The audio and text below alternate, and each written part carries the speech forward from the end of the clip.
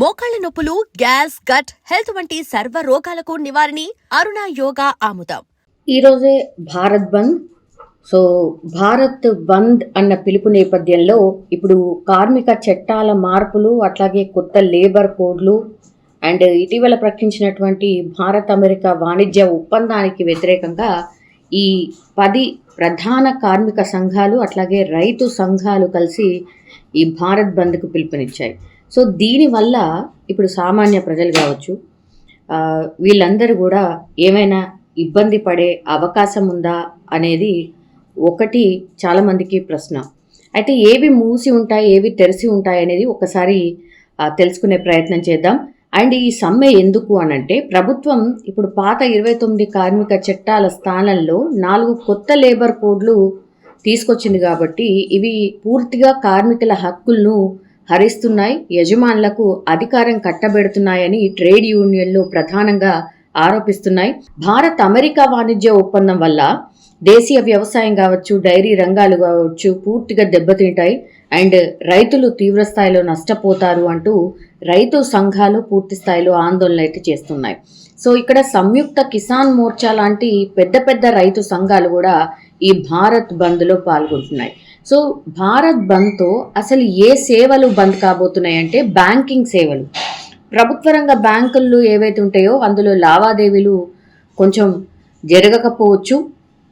అంటే ఏఐబిఈఏ అట్లాగే బిఈఎఫ్ఐ వంటి ప్రధాన బ్యాంక్ యూనియన్స్ ఏవైతే ఉన్నాయో అవన్నీ కూడా సమ్మెలో పాల్గొంటున్నాయి. కాబట్టి అక్కడ రిజర్వ్ బ్యాంక్ దీన్ని సెలవుగా ప్రకటించలేదు, భారత్ బంద్ అని ప్రకటించలేదు.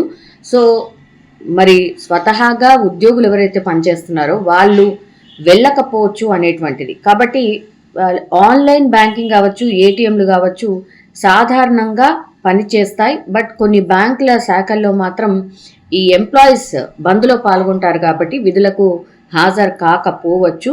సో ఫిజికల్గా బ్యాంక్కి వెళ్ళే వాళ్ళు ఇబ్బంది పడే అవకాశం ఉంది. ఇంకా రవాణా వ్యవస్థ, పలు రాష్ట్రాల్లో ఇప్పుడు ఆర్టీసీ బస్సులు అనుకోండి, ఆటోలు అనుకోండి, ట్యాక్సీ యూనియన్లు అనుకోండి సమ్మెకు సపోర్ట్ చేస్తున్నాయి. కాబట్టి సో దేశవ్యాప్తంగా కొన్ని చోట్ల రోడ్ల మీద ఏవైనా నడిచినా సరే వాటిని ఆపే ప్రయత్నం చేయొచ్చు, అక్కడే కూర్చొని ఆందోళనకు దిగొచ్చు అండ్ ఎవరైతే అందులో ప్రయాణిస్తున్నారో వాళ్ళని దింపే అవకాశం కూడా ఉంటుంది. కాబట్టి దీన్ని దృష్టిలో పెట్టుకోవాలి.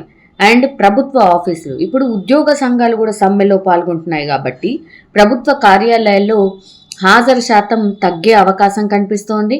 సో పనులు ఏవైనా పనుల కోసం వెళ్ళే వాళ్ళు అక్కడ వేచి చూసే అవకాశం కూడా పెద్ద ఎత్తున ఉంది, ఎంప్లాయీస్ తక్కువ ఉంటారు కాబట్టి. ఇక మార్కెట్ల విషయానికి వస్తే, కొన్ని ప్రాంతాల్లో వ్యాపారులు స్వతహాగా బంద్లో పాల్గొనొచ్చు అండ్ స్థానికులు కూడా మార్కెట్లు మూసివేసే అవకాశం ఉంది. ఎందుకంటే పెద్ద ఎత్తున రైతులు భారత్ బంద్లో పాల్గొంటున్నారు కాబట్టి ఇందులో కొద్దిగా సరుకు రాకపోవచ్చు. అందుకని మార్కెట్లు కూడా స్వతహాగా బంద్లో పాల్గొనే అవకాశం అయితే కనిపిస్తోంది. మరి ఏవేవి తెరిచి ఉంటాయి అన్నప్పుడు, అత్యవసర సేవలు, ఎమర్జెన్సీకి సంబంధించినవి, ఆసుపత్రులు, అంబులెన్స్ సేవలు, మెడికల్ షాపులు ఇవన్నీ అయితే పూర్తిగా మినహాయింపు ఉంటాయి. అంటే ఇవన్నీ కూడా తెరిచి ఉంటాయి. దెన్ విద్యుత్ అట్లాగే నీటి సరఫరా, ఇప్పుడు పబ్లిక్ యూటిలిటీ సేవలు కూడా ఏవైతే ఉంటాయో వీటికి ఎలాంటి ఆటంకం ఉండదు, యథావిధిగా అవన్నీ కూడా ఉంటాయి. అండ్ ఎస్పెషల్లీ ఇప్పుడు ట్రైన్స్ నడుస్తాయా, విమానాలు నడుస్తాయా అనేది కూడా, విమానం అట్లాగే రైలు సర్వీసులు కూడా షెడ్యూల్ ప్రకారమే నడవబోతున్నాయి. ప్రయాణికులు ఎయిర్పోర్ట్లు అట్లాగే స్టేషన్లు చేరుకోవడానికి ఏవైతే రవాణా వ్యవస్థను వాడుతూ ఉంటారో అందులో మాత్రం ఇబ్బంది తలొచ్చు. కాబట్టి సొంతంగా వాహనాలు ఉంటే మాత్రం దానిలో ప్రయాణం చేయొచ్చు.